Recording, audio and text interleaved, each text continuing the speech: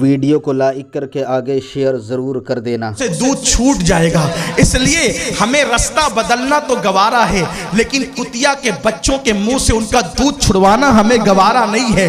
اور پھر صحابہ کو وہاں کھڑا کر دیا گیا یہ کہتے ہوئے کہ اللہ کے رسول کا حکم ہے یہ کتیا ڈر کر بھاگ نہ جائے، اس لیے تم راستہ بدل کر کے جاؤ تاکہ کتیا کے بچے وہاں اطمینان سے دودھ پی سکیں۔ میں چیلنج کرتا ہوں پوری دنیا کے انسانوں کو، کوئی ایسا اخلاق والا لا کر تو بتاؤ جو کتوں کے بچوں تک کا خیال کرتا ہو، جو اپنے ہزاروں صحابہ کا راستہ تبدیل کروا دے لیکن کتے کو اٹھنے نہ دے، بلکہ کتیا کے بچوں کے منہ سے دودھ چھوٹنے نہ دے۔ کوئی ہے ایسا اخلاق والا؟ اگر اخلاق کی بنیاد پر کسی سے پیار کیا جا سکتا ہے تو ہمارے آقا کے سوا اور کون ہو سکتا ہے؟ اور سنو، اگر علم کی بنیاد پر کسی سے پیار کرنا یا عشق کرنے کا آپ ضابطہ بناتے ہیں تو مجھے بتاؤ، اللہ اکبر، جو ڈائریکٹ اللہ کا شاگرد ہو علم کے معاملے میں، جس کے بارے میں قرآن کہتا ہے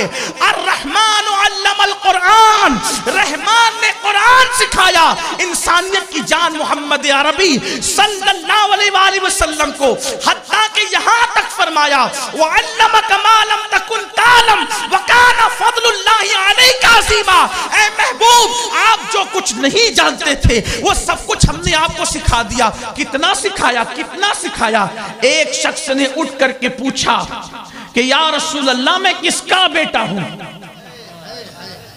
واللہ یہ بھی چیلنج ہے، بڑے سے بڑا مفتی، بڑے سے بڑا فقی، بڑے سے بڑا محدث کسی کے بارے میں نہیں بتا سکتا کہ کون کس کا بیٹا ہے، لیکن یہ میرے نبی سے پوچھا گیا میں کس کا بیٹا ہوں؟ حضور نے ان کے نام، ان کے باپ کا نام بتایا، اور جس کو باپ کہتے تھے انہی کا نام بتایا۔ تو وہ اپنی ماں سے جا کر کہنے لگے امی آج میں نے پوچھا حضور سے کہ میں بیٹا کس کا ہوں، تو حضور نے نام بتایا۔ سرکار کی علیہ السلام کی یہ بات سننے کے بعد ان کی ماں نے کہا تیری ناک خاک آلود ہو، وہ تو اللہ کا شکر ہے کہ میں پاک دامن تھی، آج رسوا ہونے سے بچ گئی، اس لیے کہ عرب کی عورتوں کا حال تو بڑا عجیب تھا، اگر میں نے کسی سے منہ کالا وقت کیا ہوتا تو آج تو مجھے رسوا ہی کر دیتا۔ آپ اندازہ فرمائے میرے آقا صلی اللہ علیہ وسلم، اور ایک مرتبہ ایک کے بارے میں کہہ دیا کہ یہ جس کو باپ کہتا اس کا بیٹا نہیں ہے، کہہ دیا ایک مرتبہ ایک کے بارے میں۔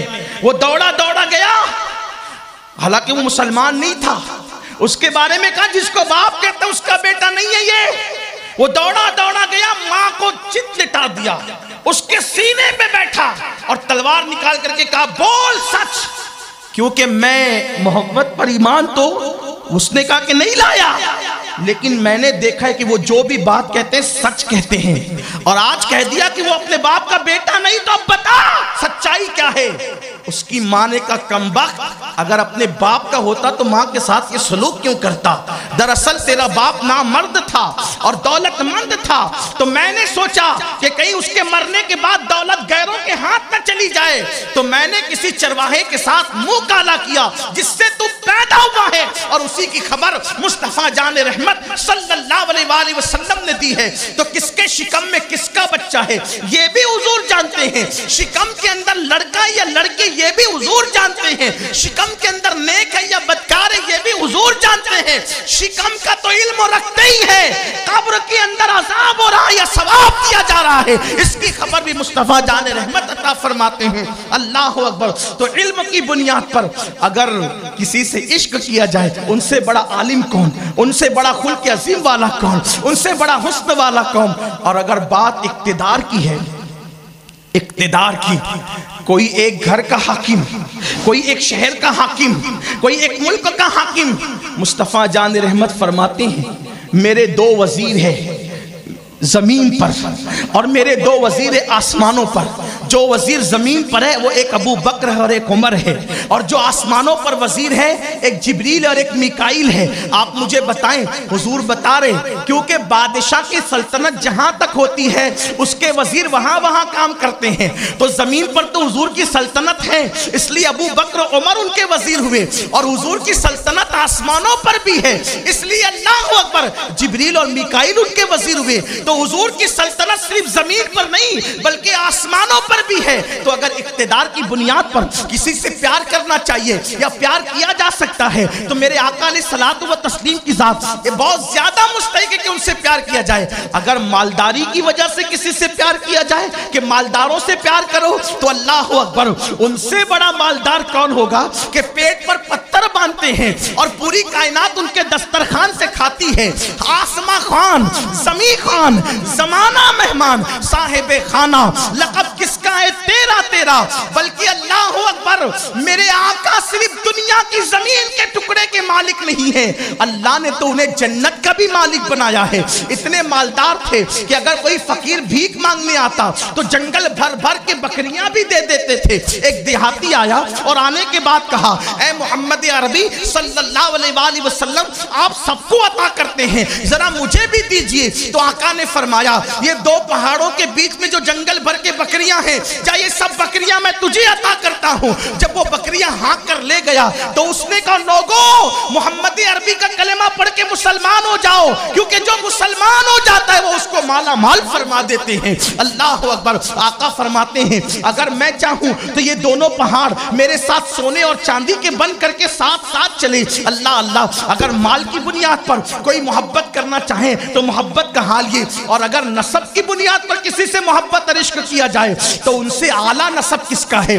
میرے آقا فرماتے ہیں صلی اللہ علیہ وآلہ وسلم ہر زمانے میں اللہ نے چنے ہوئے بندوں کو جب اللہ نے سلیکٹ کیا تو ان میں میرے آبا و اجداد کو ان کا سلیکشن کیا، ان کو چنا. حتیٰ کہ اللہ نے پھر قریش کو چنا، قریش میں بنو ہاشم کو چنا، بنو ہاشم میں اللہ تعالیٰ نے عبد المطلب کو چنا. اللہ اکبر. اور آل عبد المطلب سے اللہ نے مجھ کو چنا. اسی لیے امام کہتے ہیں یہی بولے سدرہ والے چمنے جہاں کے تھالے سبھی میں نے چھان ڈالے تیرے پائے کا نہ پایا تجھے یک نے یک بنایا، تجھے یک نے یک بنایا.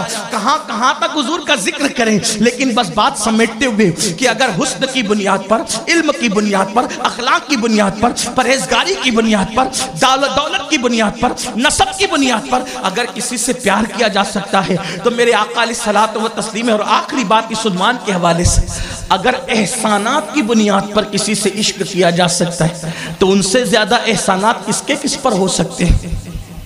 پیدا ہوئے ان کے صدقے، دنیا میں آئے ان کے صدقے، نعمتیں ملی ان کے صدقے، ایمان ملا ان کے صدقے، قرآن ملا ان کے صدقے، قبر میں نجات ملے گی ان کے صدقے، میدان محشر میں نجات ملے گی ان کے صدقے، اور مومنین جنت میں جائیں گے ان کی شفاعت کے صدقے جنت میں جائیں گے. بال بال پر ان کا احسان. ایک ماں اپنے بچے پر جتنا احسان نہیں کر سکتی اس سے زیادہ احسانات مصطفیٰ جان رحمت کے ہیں. ماں اولاد سے کتنا ہی پیار کر لے لیکن ماں پوری رات اولاد کے لیے کبھی دعا نہیں کرتی مگر قربان جائیں. ام المومنین حضرت عائشہ صدیقہ فرماتی ہے کہ حضور علیہ السلام اپنی امت کے لیے پوری رات دعا کیا کرتے تھے حتیٰ کہ پیروں پہ ورم آ جاتے. مجھے ایسا لگتا کہ کئی پیر پھٹ کے خون نہ نکلنے لگے تو میں کہتی یا رسول اللہ بس بھی کیجئے، آپ کا رب آپ کی امت کو بخش دے گا. تو آقا فرماتے عائشہ کیا میں اپنے اللہ کا شکر گزار بندہ نہ بنوں؟ جس اینگل سے دیکھو حضور مستحق ہیں، حقدار ہیں، استحقاق ہے حضور کا ہم پر، حق ہے کہ ہم حضور سے عشق کریں، حضور سے محبت کریں. لیکن کتنا افسوس ہے نا آج ہم حضور علیہ السلام کی عشق کی بات تو کرتے ہیں لیکن ہم نے کبھی ہیروں سے عشق کیا، کبھی گانوں سے عشق کیا، کبھی گناہوں سے عشق کیا. جب ہم دیکھتے تولتے ہیں اپنے آپ کو تولتے ہیں. عشق کا دعویٰ حضور علیہ الصلوۃ والتسلیم سے، محبت کا دعویٰ حضور علیہ الصلوۃ والتسلیم سے. اور واقعی اگر کسی کا عشق دل میں نظر آتا ہے، محبت نظر آتی ہے تو پھر وہاں ہمیں گناہ نظر آتا ہے، گناہوں کا عشق، جنون ہے گناہ کا. ورنہ دیکھ لیں آپ 250 کروڑ یا 200 کروڑ مسلمان ہیں پوری دنیا میں. لوگ گنتی کرتے ہیں اس لیے وہ 150 کروڑ کہتے ہیں ورنہ حقائق یہ ہے کہ 250 سے 200 کروڑ مسلمان ہیں. یعنی 2 ارب مسلمان ہیں دنیا کے اندر کلمہ پڑھنے والے، لیکن ان 200 کروڑ مسلمانوں میں نمازی مسلمان ویڈیو اگر اچھا لگا ہو تو لائک کر کے آگے شیئر ضرور کر دینا۔ اللہ حافظ۔